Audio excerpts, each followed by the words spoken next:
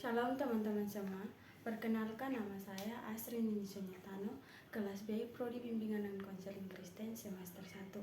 Di video kali ini saya akan menjelaskan tentang teori belajar kognitif sebagai teori yang telah saya pilih. Baik, saya akan menjelaskan tentang pengertian teori belajar kognitif. Pengertian belajar kognitif.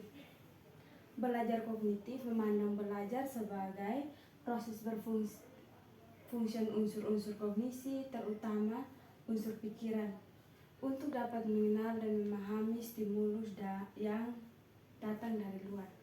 Aktivitas belajar pada diri manusia ditekankan pada proses internal berpikir, yakni proses pengolahan informasi.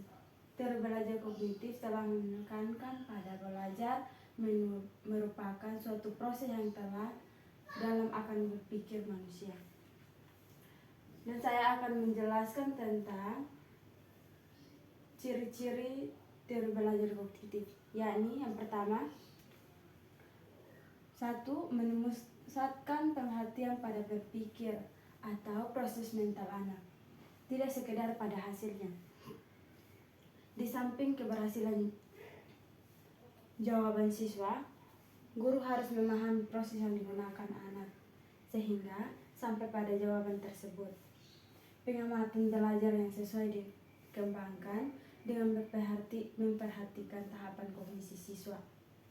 Dan jika guru penuh perhatian terhadap metode yang digunakan siswa untuk sampai pada kesimpulan tertentu, barulah guru dapat dikatakan berada dalam posisi memberikan pengalaman sepenuhnya yang dimaksud.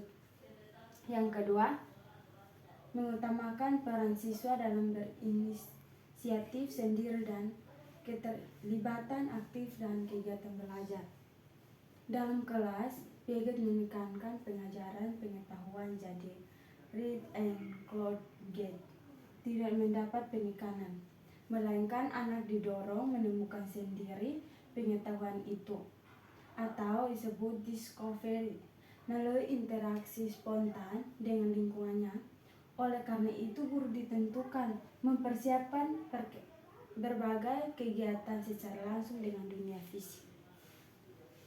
Yang ketiga atau yang terakhir,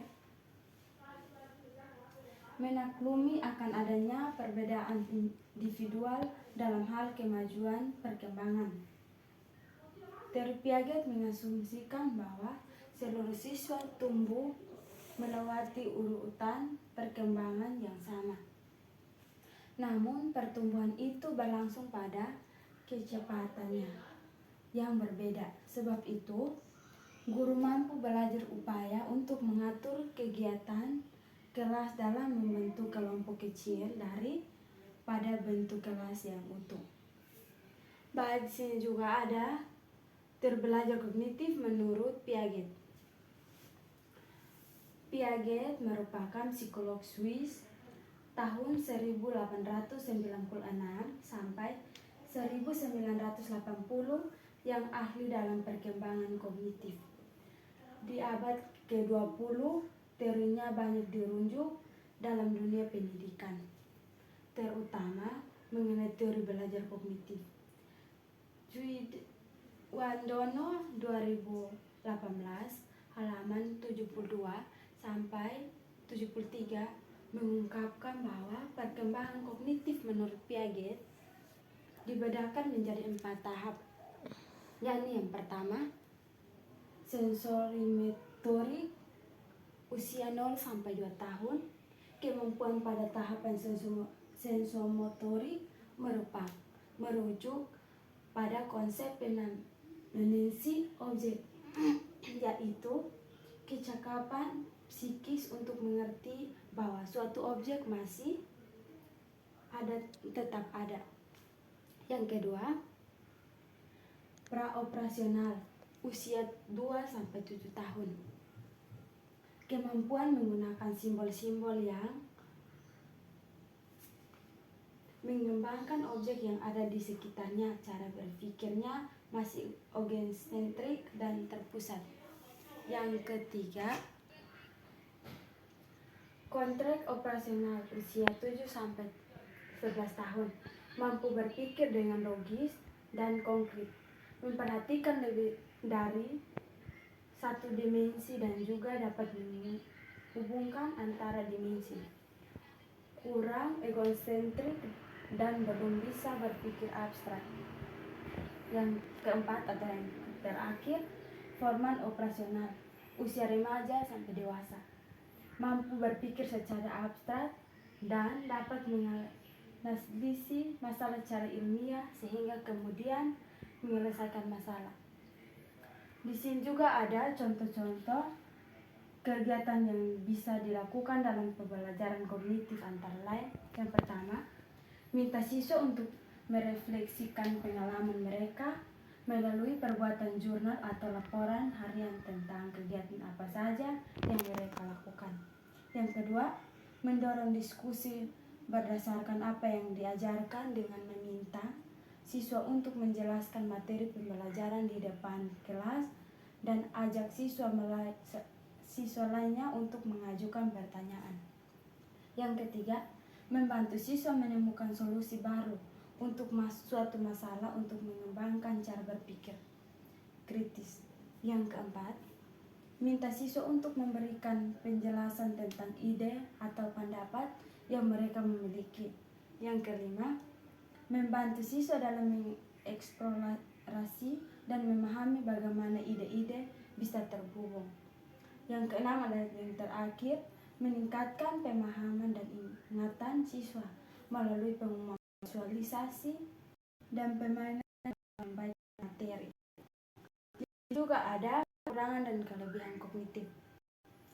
Saya akan bahas tentang kelebihan kognitif. Pertama, dengan menerapkan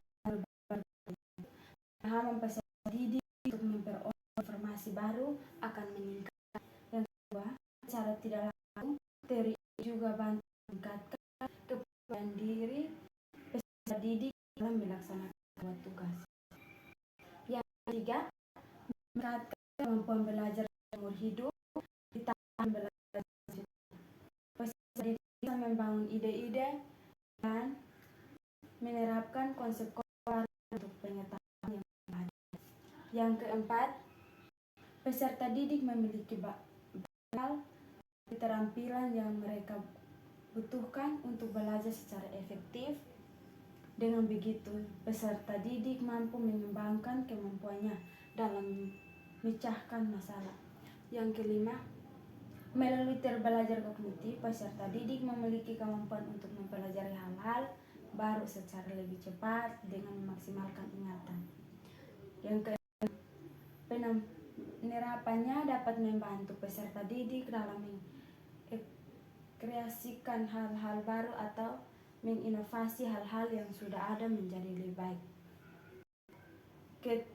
Belajar kognitif tentunya punya beberapa kekurangan di antara lain. Yang pertama, belajar kognitif menekankan pada kemampuan memori peserta didik sehingga kapasitas daya ingatan mereka salah mengatakan. Yang kedua, cara peserta didik mengembangkan pengetahuannya tidak terlalu diperhatikan karena pada dasarnya masing-masing dari mereka menyatakan masing-masing dari mereka memiliki cara yang berbeda-beda. Yang ketiga atau yang terakhir, jika kegiatan belajar menerapkan metode kognitif, kemungkinan besar peserta didik tidak akan mengerti sepenuhnya tentang materi yang diberikan. Penerapan metode ini bisa digabungkan dengan teori belajar lainnya. Terima kasih dan presentasikan saya. Sekian dan terima kasih Tuhan Yesus memberkati.